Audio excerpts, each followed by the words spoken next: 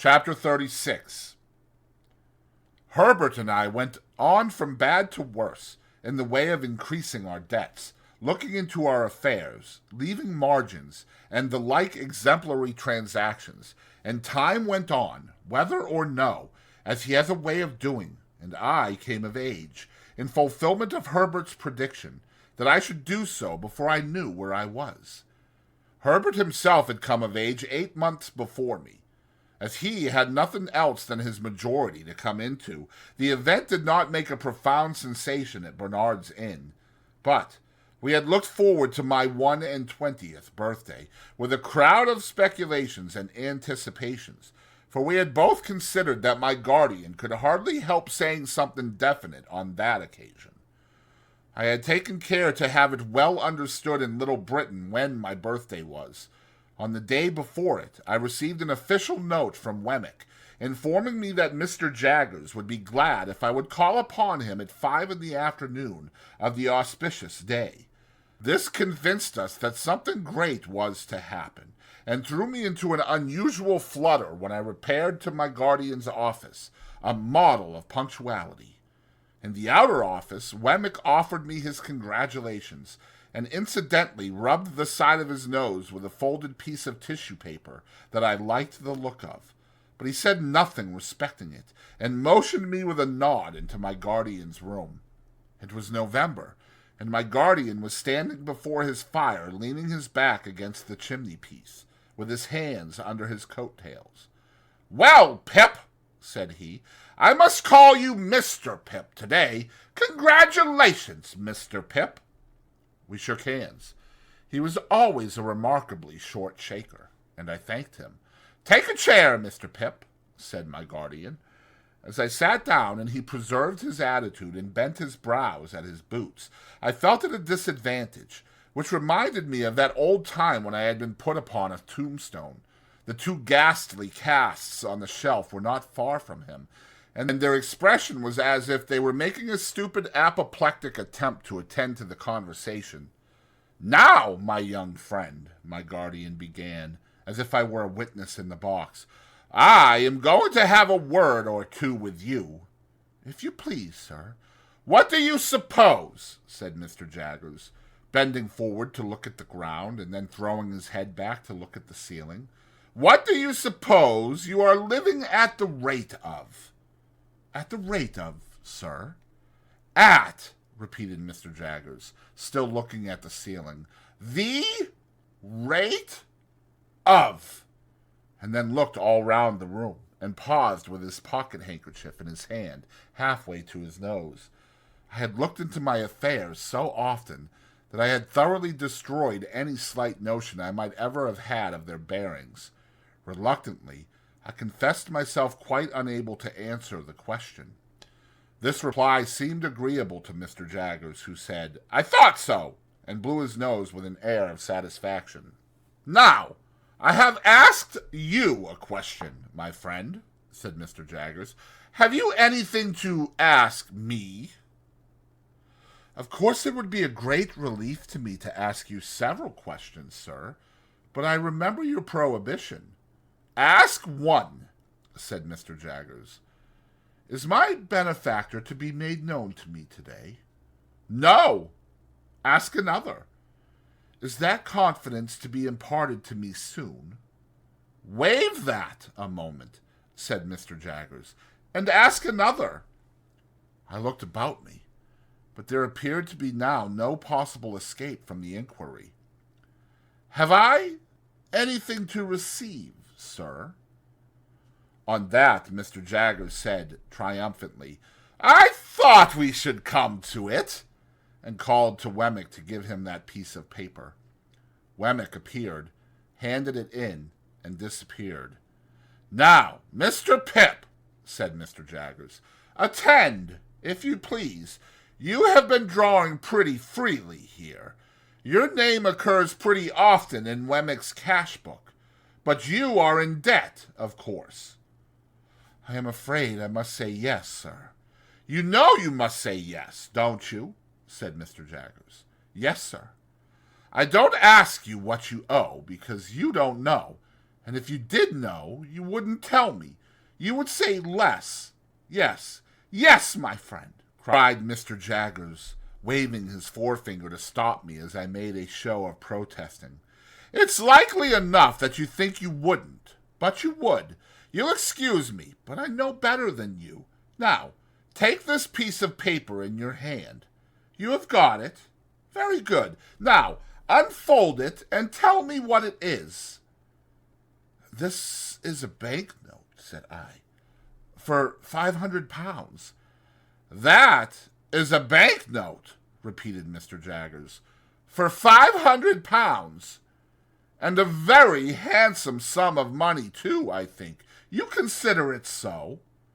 How could I do otherwise? Ah, but answer the question, said Mr. Jaggers. Undoubtedly. You consider it, undoubtedly, a handsome sum of money. Now, that handsome sum of money, Pip, is your own. It is a present to you on this day, in earnest of your expectations, and at the rate of that handsome sum of money per annum, and at no higher rate, you are to live until the donor of the whole appears. That is to say, you will now take your money affairs entirely into your own hands, and you will draw from Wemmick £125 per quarter until you are in communication with the fountainhead, and no longer with the mere agent. I have told you before, I am the mere agent. I execute my instructions, and I am paid for doing so. I think them injudicious, but I am not paid for giving any opinion on their merits. I was beginning to express my gratitude to my benefactor for the great liberality with which I was treated, when Mr. Jaggers stopped me. I am not paid, Pip, said he, coolly, to carry your words to anyone, and then gathered up his coat-tails, as he had gathered up the subject, and stood frowning at his boots as if he suspected them of designs against him. After a pause, I hinted, There was a question just now, Mr. Jaggers, which you desired me to waive for a moment. I hope I am doing nothing wrong in asking it again. What is it? Said he. I might have known that he would never help me out, but it took me aback to have to shape the question afresh, as if it were quite new. Is it likely, I said, after hesitating, that my patron, the fountainhead you have spoken of, Mr. Jaggers, will soon— There I delicately stopped. Will soon what? Asked Mr. Jaggers. That's no question as it stands, you know. Will soon come to London, said I, after casting about for a precise form of words, or summon me anywhere else? Now here, replied Mr. Jaggers, fixing me for the first time with his dark, deep-set eyes. We must revert to the evening when we first encountered one another in your village. What did I tell you then, Mr. Pip? You told me, Mr. Jaggers, that it might be years hence when that person appeared. Just so, said Mr. Jaggers. That's my answer. As we looked full at one another, I felt my breath come quicker in my strong desire to get something out of him. And as I felt that it came quicker, and as I felt that he saw that it came quicker, I felt that I had less chance than ever of getting anything out of him. Do you suppose it will still be years hence, Mr. Jaggers? Mr. Jaggers shook his head, not in negativing the question, but in altogether negativing the notion that he could anyhow be got to answer it. And the two horrible casts of the twitched faces looked, when my eyes strayed up to them, as if they had come to a crisis in their suspended attention and were going to sneeze. Come, said Mr. Jaggers, warming the backs of his legs with the backs of his warmed hands. I'll be plain with you, my friend Pip. That's a question I must not be asked. You'll understand that better when I tell you it's a question that might compromise me. Come, I'll go a little further with you. I'll say something more.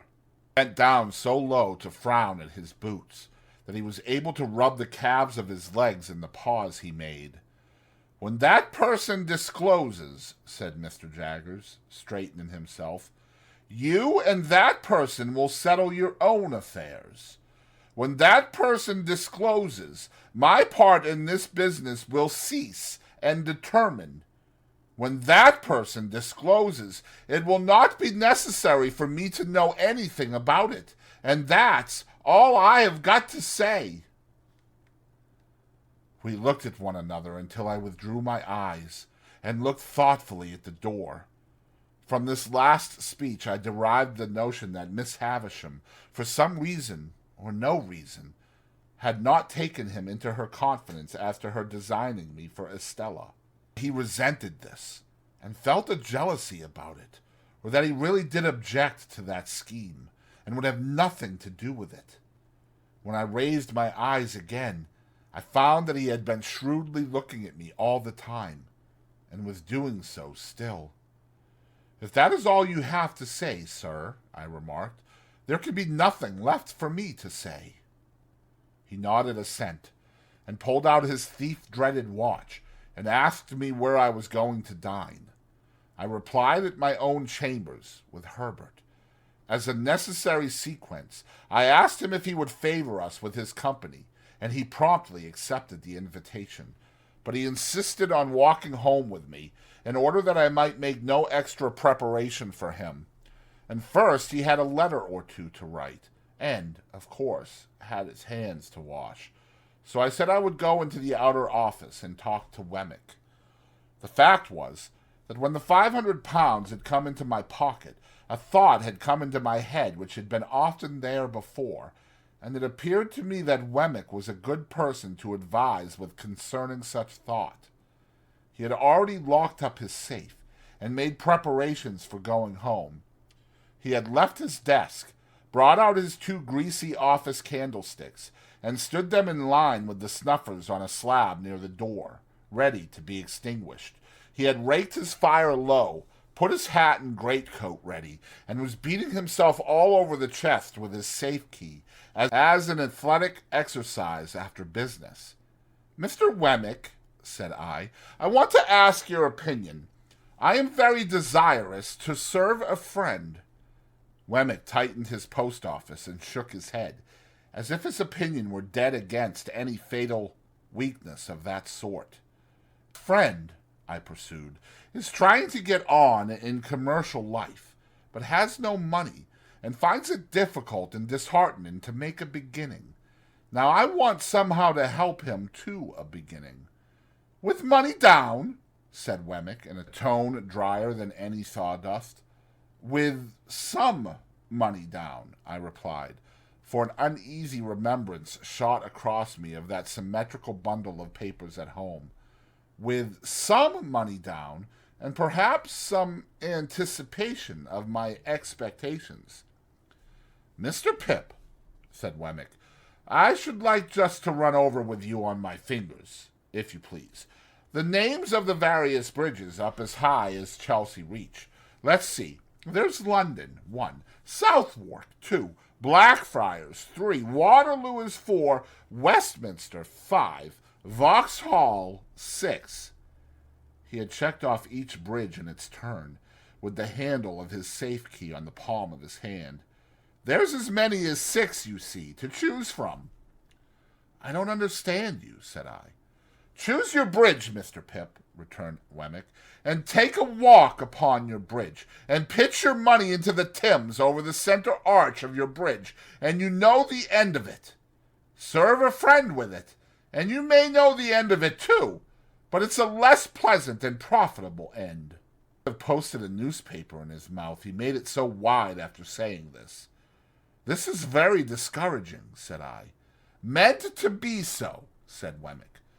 "Then, is it your opinion," I inquired, with some little indignation, "that a man should never—" "Invest portable property in a friend?" said Wemmick. "Certainly he should not, unless he wants to get rid of the friend, and then it becomes a question how much portable property it may be worth to get rid of him." "And that," said I, is your deliberate opinion, Mr. Wemmick? That, he returned, is my deliberate opinion in this office.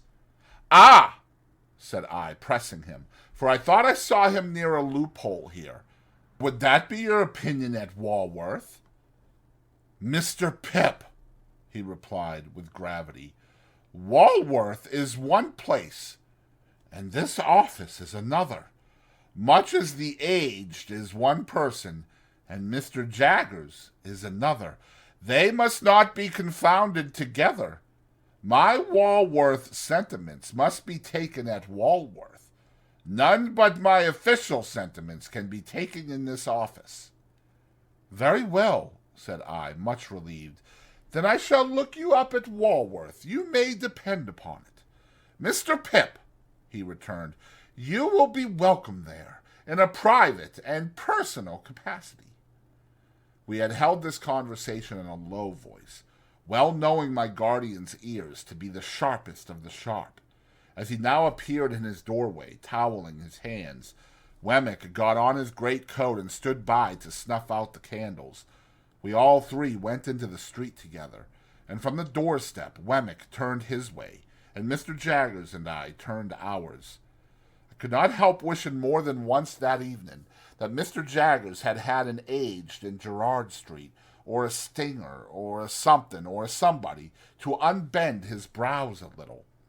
It was an uncomfortable consideration on a 21st birthday, that coming of age at all seemed hardly worth while in such a guarded and suspicious world as he made of it.